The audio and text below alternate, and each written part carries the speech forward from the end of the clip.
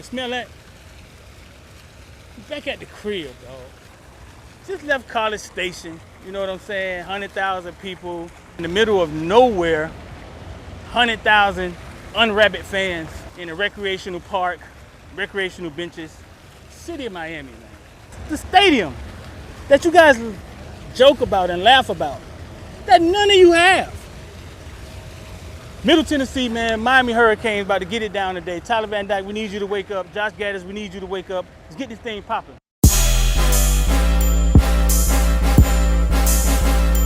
Welcome to South Florida. Yeah.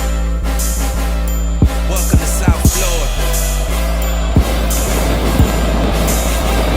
Welcome to South Florida. Welcome to South Florida. The bottom of the clip of the gunshine state. Ha. Well, them boys still boating in that way. Big plate, get it for the 18 if you straight. Get cake and stop hating, it's the motto of the state. Ha. A lot of fakes, but it's still real around here. That foreign talk, that can get you killed down here. Niggas better learn the lingo, cause they'll be looking for you in that water finding Nemo. See, Palm Beach County be the craziest. Them Broward County niggas be the craziest. And them Dade County niggas be the wildest. Shout out to Bell Glaze and my niggas at Fort Myers. Salute to all my Florida boys out here on the grind. When niggas out here getting dough with that snow and the sunshine. Ducking nine, waiting at the port to bring in that order. Cause niggas like depend on what come across that water. Welcome to South. I was born in the South, raised in the South. A live ESPN game out in front of the stadium. Out in front of the stadium, we got a live ESPN game going on out in front of our stadium. Commercials and all. Listen, commercials and all, QR codes on them. This is out in front of the stadium. You don't have to go in the stadium. You ain't got to bring your car here with a fake battery and load it up to watch the game if you tailgate. It's right here in front of the stadium for you, man, in case you don't get a chance to get in. I just want y'all to see what it is y'all call yourself laughing at, or what it is y'all think is funny, and y'all bring up our stadium. It's kind of like bringing up a bazooka and not knowing it's a bazooka till it get pulled out on you. You know what I'm saying? That's what our stadium is. You know what I'm saying? Y'all stadiums are like recreational stadiums. Got benches for seats. Nobody check your tickets. Big business down here in Miami, man. College football is turning into big business, and we were right in line with it. Keep watching. Come on, y'all came out here looking cute. Let us get y'all on camera now. Y'all great. We love your videos. Yeah? I'm from Wisconsin. I watch you every Sunday. You from Wisconsin? Well, we grew up, we went to Southridge. I grew up in so Southridge. You live in Wisconsin now? Yeah. I sound like I know what I'm talking about? Yeah. I'm in North Carolina now, but we grew up in What part of North Carolina? We played at Raleigh. Southridge back in the day when Jerry Hughes was there. Yeah? We had What part? I'm from Raleigh. I used to live in Wilmington. Okay. I had a house in Castle Hayne. I used to drive to Raleigh all the time. Yeah. Best strip club I ever went to was in Raleigh. I know I tell people that all the time. They be like, how? I be like, bro. No, what can you do? Them country girls grow up It was kind of crazy. Yeah. No, man, I hope Tyler and Gaddis wake up today, bro. That's what we were talking about. Yeah. Oh, Where your yeah. shoes at? They're drying over Drying there. out, man. It was Oh, y'all got them raining. wet? Yeah. Oh, yeah. Oh. All right, man, y'all say something to the camera. All the way from... It's all about the appreciate youth it. from Wisconsin, baby. Anytime, bro. This is the man right here. He's got all the info. Listen to Watch them all the Caneville. time. Appreciate that, bro.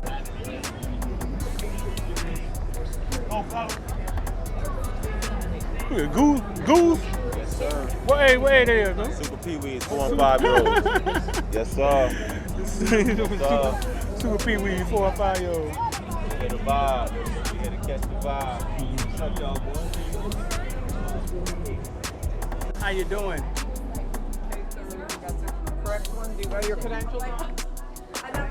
All right, here we go, man. We got the boys coming out with Tyreek leading the floor. We got Big Khalil.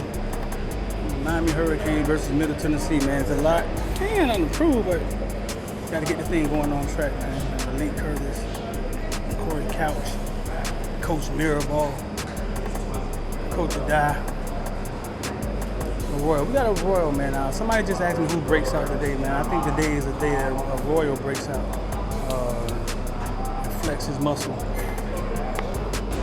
You get it? You want to get that? No.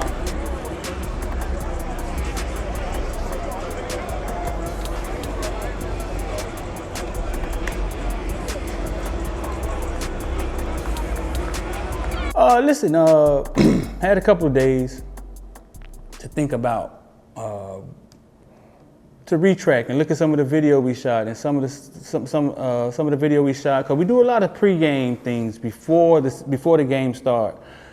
And we get to the game. I'm calling my producer, trying to meet up. He on the other side of the stadium. I'm on one side of the stadium.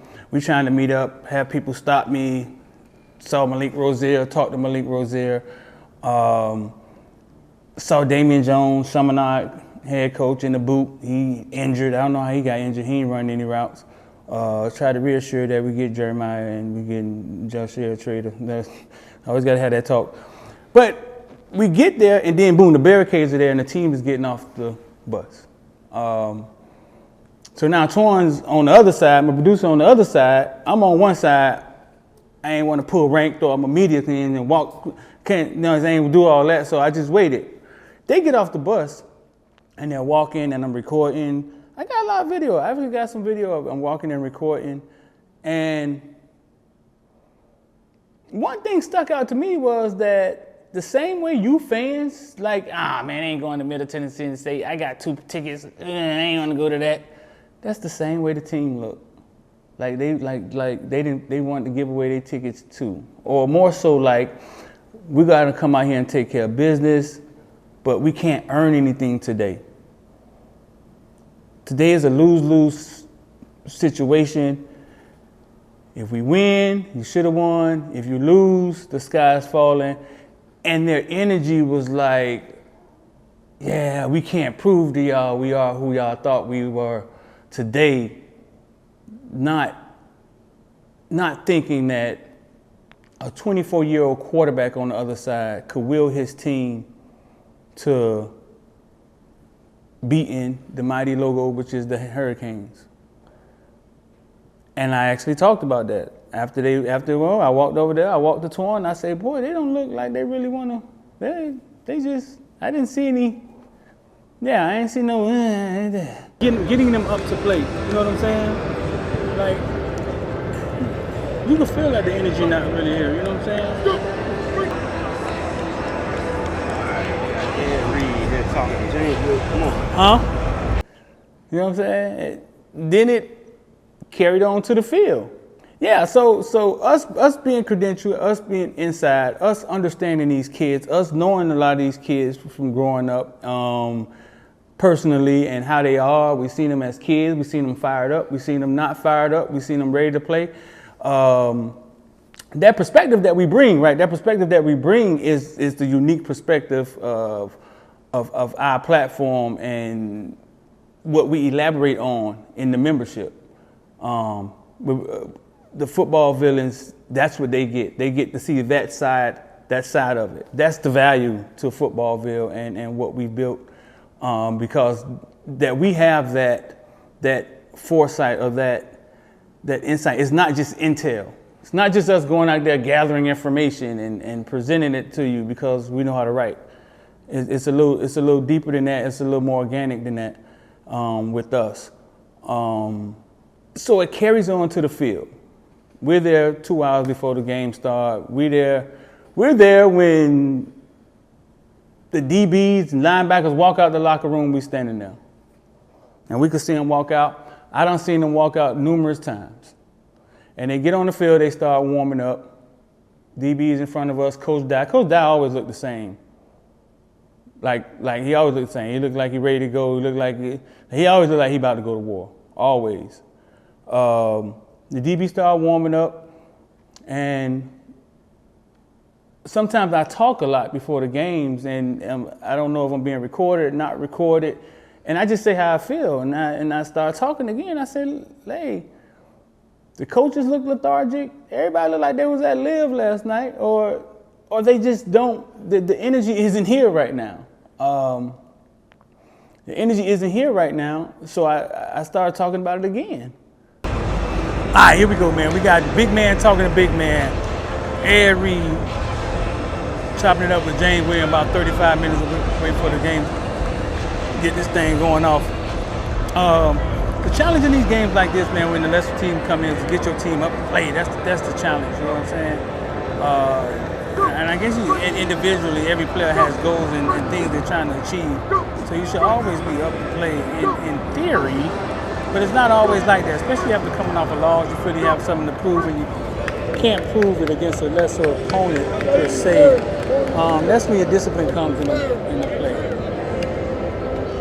That's where your discipline comes into play, man. Your goal, what are we trying to achieve? Where are we trying to go? Let's turn back the clock. Ready, go. Ready, go. Ready, go. Ready, go.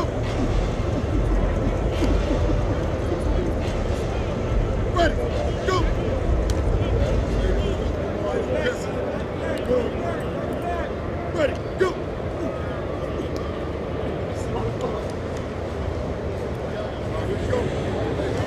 That's the beginning of a recipe for disaster. It really is. It really is.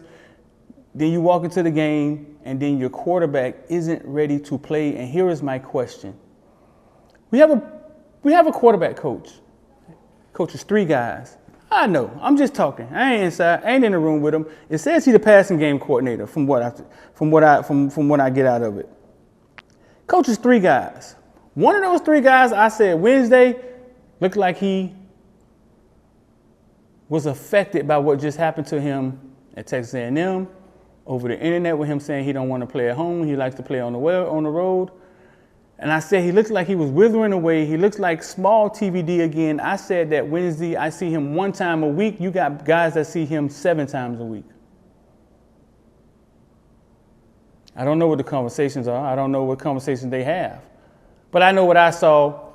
I gave it back to my audience. I said as soon as I saw it, hey, that looks like little TVD again. That look like Tyler. That look like Tyler talking. He don't look like, Varsity Blues. Like, he don't look like, you know what I'm saying? He looks like it's affecting him. Coach Ponce, he's the quarterback coach. In my opinion, he coaches 3 to 5 guys, I think. My question is, and maybe he did, like, could he not see? Could he not see that, hey man, this guy, he may not be ready to play today? Or is it political? Is it like, well, we can't snatch him now? He go first round, we all get stamped. Mario got 2 first rounders under his belt, 2 big time quarterbacks under his belt. Now we got to roll with it now. He got to get down what we're trying to get him down so he could be ready to do what he has to do to make us all look good. And I think so far he failed at it. So far he's failed at it. Because we all can go back and watch the 22-man video. You can see when guys are wide open. And that's the same offense that people are saying is horrible. You can see when he throw the ball and miss a guy right in the dirt, throwing the double coverage first play of the game. You can see when the guy wide open and they just drop the ball, or maybe the ball's behind them. It's the same offense. It's the same offense you saw Jake come in and just find guys open. Now, is the communication completely right? The trust completely right? I don't think so. That's not there. But, I mean, we're 4 games into a season with a new coaching staff. I just would like to have some questions. We don't ever get to talk to Coach Ponce. We don't talk to Coach Ponce ever. But if I'm correct, he's the quarterback coach and the passing game coordinator. If my memory serves me correctly, I'm going to pull that up and I'm going to find that right now live. And I just think we have some questions because it seems as if to me that the offense is falling apart at the quarterback position. That's where it's starting at. Why won't Gaddis taking these shots and Texas A&M into the end zone? We had the goal line. Why we getting 3? Because they don't trust TVD. I said it last week and I'm going to say it again. Now he done got pulled. Because they don't trust him. But I want to see him go wide open today, bro. Somebody has to stand up in this passing game. One thing I wanted to watch, man, this passing game is Tyler Van Dyke's feet. Him moving his feet where his eyes is going, where his head is going. The NFL progression that is going to take Tyler Van Dyke to get down pack in this offense. Last year was like a lot of one-side reads, and now this year the progression goes from left to right, and Tyler's going to have to get his feet where his eyes are going, and it takes some comfortableness, getting comfortable. So listen, I go back to TVD coming in and saving the day last year, and lastly playing De'Aaron King, and him getting hurt at Alabama, and TVD coming in, and we're like, oh, this is a different offense. And he go lights out in Lashley's offense, and comes back, and the media starts saying he's a Heisman Trophy candidate, and everybody jump on board because of the games. He had some strong games. But my question is, can you go to the league in Lashley's offense? Like, will he have good college quarterbacks that throw for a lot of yards? Or are they being groomed to go to the league, or that same quarterback can have success in the league? And I'm not sure if it can, if it's what we thought it was, one read, one side, very simple, which TVD excelled at. Mario said it the other night, this scheme has changed. The scheme has changed, and TVD was given basically 4 games to get it, to see if he understood it, to see if he can excel in it. And I think right now he has a D- FF somewhere around there. At some point in that game, he was 3 touchdowns, 3 interceptions. Real talk. At some point in that game, on his stats for this season, the first quarter of that game, he was 3 touchdowns for the season and 3 interceptions for the season.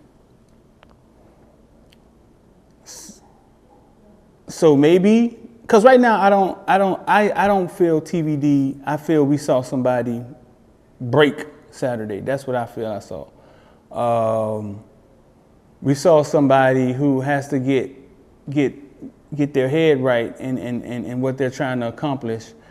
And I don't even know if it's healthy to roll him, for them to roll him out there. Now, the politics of the thing is that everybody stamped him. Mario stamped him. I don't know if Zoe stamped him. Zoe's a hard one. Got to talk to Zoe. I don't know if Zoe stamped him. Zoe is the scout, the NFL scout that's there on the staff. But everybody stamped him. If he goes first round, second round, it looks good on everybody's resume. Gaddis, Punts, Mario. And sitting him down is sort of admitting that you were wrong in a way. That's just how life is. TVD could have forgot how to play quarterback or never known how to play quarterback in a situation like this. But that's just how life is. So they would have to swallow their pride in order for Jake to start in 2 weeks. And they may just use this 2 weeks for him to get confidence back and go ahead and try it again. TVD still a starter, yada, yada, yada, piss everybody off. North Carolina gets ready to play TVD. I mean, if the game was this week, we seem to think that Jake would have to start, the momentum and everything. But I tell you one thing. Whether Mario wanted it or not, watching that crowd go crazy, watching the players all of a sudden get excited and the wide receivers fighting for the ball, and whether Mario wanted it or not, he got a quarterback controversy. There's no other way around it. There's no other way around it. He could say to the media all he wants to, and he hasn't said anything yet. But there's a quarterback controversy. Now, in the midst of all of that, my question is, where were the leaders? Like, where are the leaders on the team? Where are the leaders on the team? Zion wasn't dressed. Where's well, I know for sure Cam Kitchens is a leader. That was part of his recruitment. James Williams, 5-star. Corey Flagg, I mean, he's middle linebacker. Steve, been here for 18 years. Like Leonard Taylor. Like, where's the leaders that pull the guys to the side and listen, man, we in a fight, dog. And these dudes are here to embarrass us. They're going to laugh at us for the rest of the week. This shit will go down in history as one of the worst losses. Where's the leaders that pull the guys together and say, hey, man, get our head out of our ass and let's get going. Because I tell you this, part of Middle Tennessee winning that game was that their quarterback was 24, 25 years old. He was old. He had a headband. He looked like he was some old school. And having a guy out there on the field like that at the quarterback position is like having a second coach out there. He believed in his guys. He believed in his guys against our guys. And if you could see the difference, you could see the size difference. It wasn't even close. But he believed in his guys and instilled confidence in his guys, and he led his guys. You could see it through the whole game. Yeah, our guys, you know what I'm saying, our big-time ballers, like in a moment like that, man, sometimes it gets outside the coaches. Sometimes it gets outside the coaches, and it's the kids motivating the kids. You know what I'm saying? Somebody slapping somebody in the helmet and saying, hey, man, let's go. You've seen it numerous times, man. We had a no coaches players meeting. And whatever had to happen in that room, whatever. You see it all the time. But yeah, the question is, man, in that moment, dog, the leaders, man, leaders got to be leaders. I don't care if you're a sophomore. I don't care if you're a freshman. In that moment, leaders have to be leaders and step up, either make a play or pull everybody to the side and tell them, listen, man, we ain't going out like this.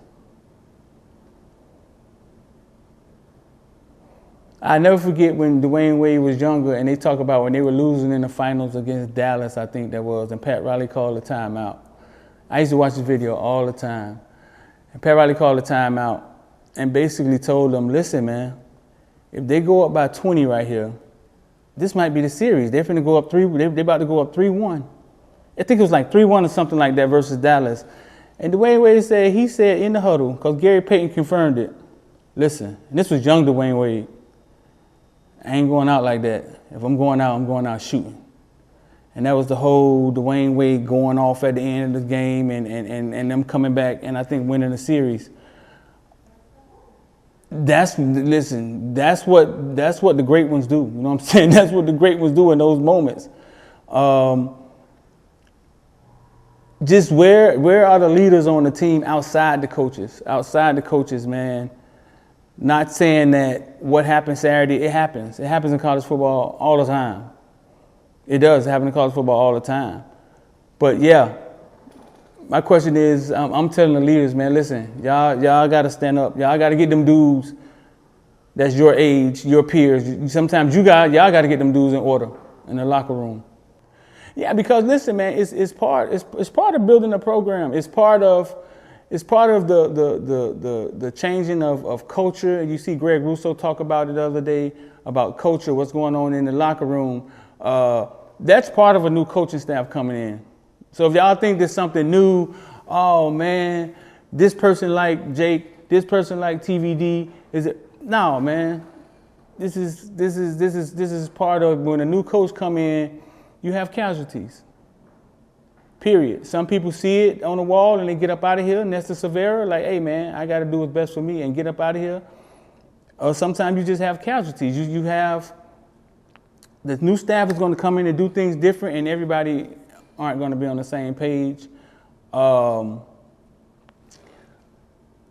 that's why in that locker room, the leaders got to stand up to keep the locker room together. Don't think something abnormal is going on because it's not. That just is what it is. Yeah, man. So I mean, it's part of the growth. It's part of the growth. When we say the nightmare's over, bro, like nobody was saying they're finna come out here and win 12 games and go undefeated. No, sir. The nightmare's over because the process and everything behind the scenes have been fixed. And part of the growth is learning how to win, going into every game, handling it like it's business, and that has to happen in the locker room, man. So I'm calling to the leaders, man, to step up and support your coach, Mario, and the coaching staff you have, because it happens at every level. anytime I've talked to anybody who played on one of those national championship teams, they always say the players kept the players in order. And that's only because the culture of winning was already there. And you had the generals, the coaches, and the lieutenants, the players, and the rank rolled downhill.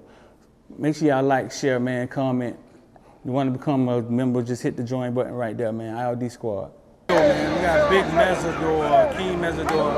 Listen, the defense has proven top 20 in a lot of different statistics. That's far from being one of the worst from last year. That Texas A&M team offense, a lot left to be desired. That Texas A&M offense, a lot left to be desired. We got the big house right in front of us, man. Darryl Jackson,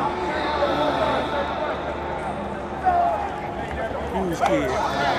Darryl Jackson out of Maryland, man.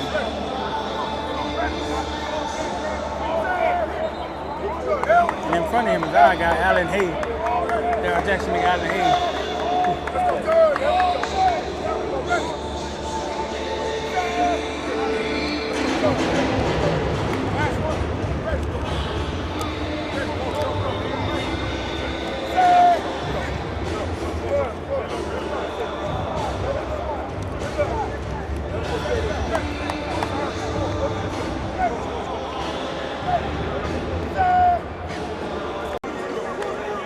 We over here with the running backs.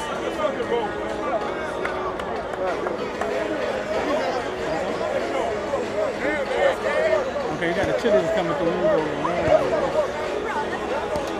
You gotta let them pass by first. You can catch some of these running backs, man. Henry Parrott, third in rushing. That's one thing the Hurricanes have been able to do since the season started, is run the ball, man. But I want to see them go wide open today, bro. Somebody has to stand up.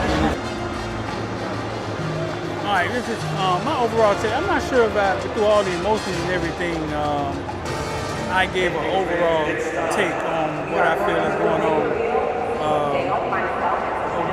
where we are sitting at 2-1. I told you before the season started, I was going to temper my expectations because I felt that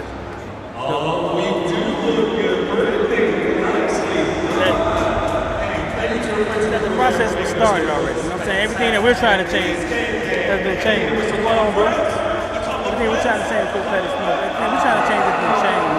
The process has been changed. Everything from going on in the back end has been changed.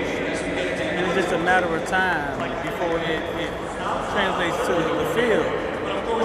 University of Miami was failing on the back end. Resources, support, facilities. Everything else is already the talent. I mean, you're sitting in a hotbed of recruiting. So yeah, just because the season started, I'm not changing the way I feel about it. Now we critique the Tyler, we critique the Gaddis, we critique the defensive line, we critique the during the season. That's just what we do. That's my job. That's what fans do. But at the end of the day,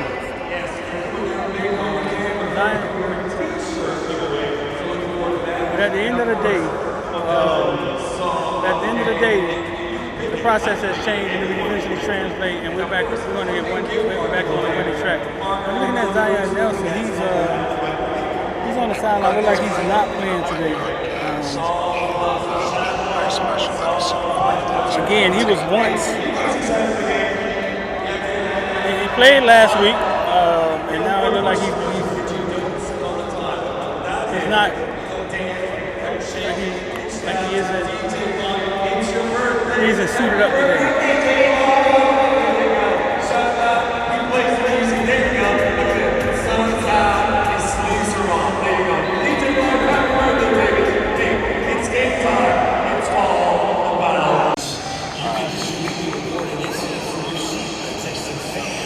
So yeah, those are my expectations, and that's not changing anytime soon. That's how I feel about the situation. The process has changed in Miami is basically on their way back to being a respectable program, getting the recruits, having one of the best recruits in college football, sitting in the hotbed of America. It's just a no-brainer. It just takes time. If you go back to all the great Hurricane teams that we've had in the past, even the great teams lost games on the way to being great. You didn't always see it. It didn't always look like it was headed that way. I remember Bush Davis, people wanting to fire Bush Davis. I remember that. I remember people wanting to fire Bush Davis. I remember we thought he wasn't a good game day coach. And then boom, he creates one of the greatest Hurricane rosters, one of the greatest college football rosters in college football that college football has ever seen. It's a process, man. It's a process. It's a lengthy one. It may not happen when you guys want it to happen. But FOOTBALLVILLE predicted Mario will come there. Now I'm telling you, they will be a winner in the future, the near future. Wow, like delayed. And now she finally made it. All right, man, it's game time. Looking like the rain about to try to come down. But who cares, man? We got to get out here. We got to air this thing out. We ain't going to let rain stop us from airing this thing out today. Middle Tennessee over there, man, looking like House of the Blind. But yeah, man, I wouldn't be surprised. Getting the team up to play a game like this, man, is part of the challenge, bro. I would love to see an early test. Just so we have a reason.